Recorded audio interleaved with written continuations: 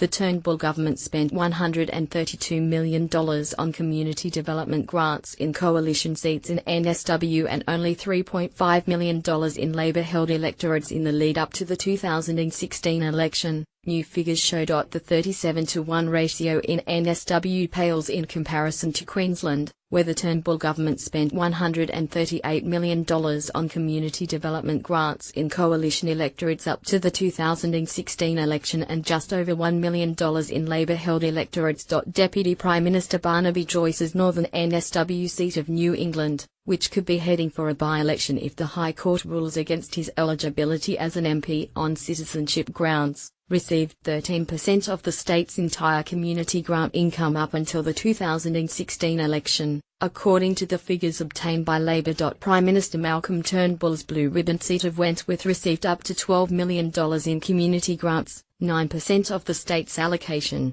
while having the second highest score of socio-economic advantage in the country according to the Parliamentary Library's Electorate Index. The seat with the highest level of socio-economic advantage in Australia, North Sydney, received $9.5 million in grants in the lead-up to the election, the fifth highest level in the state, compared with the safe Labor seat of Parramatta, which received only $11,000 despite being among the most disadvantaged areas according to the Australian Bureau of Statistics. The grants are designed to target grassroots organisations, securing the support of local voters without expensive policy announcements. Among those to benefit was Avalsha Rugby Club in Mr Joyce's electorate, which received a $10,000 grant, while his deputy, Fiona Nash, spent $600,000 on 12 netball courts in Forbes. The Queensland Liberal seat of Leichhardt received $40 million while Capricornia banked $20 million. The closest Labour-held seat, Dixon, received $806,000. In Victoria,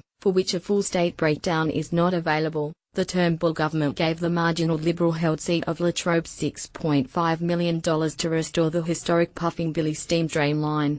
This takes regional routes to a whole new level. There's simply no way community projects in government electorates are 135 times more deserving than those in Labour electorates, Labour Regional Services spokesman Stephen Jones said.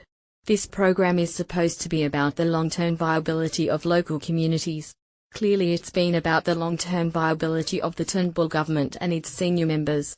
The practice of funding election promises in marginal seats, known as pork barrelling, is not unique to the coalition government. When Labour was in power it called them community infrastructure grants. Up until the 2013 election, Labour awarded $141 million to its own seats, while handing $30 million to coalition seats. Labour gave nearly 5 times as much money to Labour seats as it did to coalition seats, said Minister for Regional Development Fiona Nash said. They need to respect the intelligence of the voters. Their hypocrisy is disgraceful.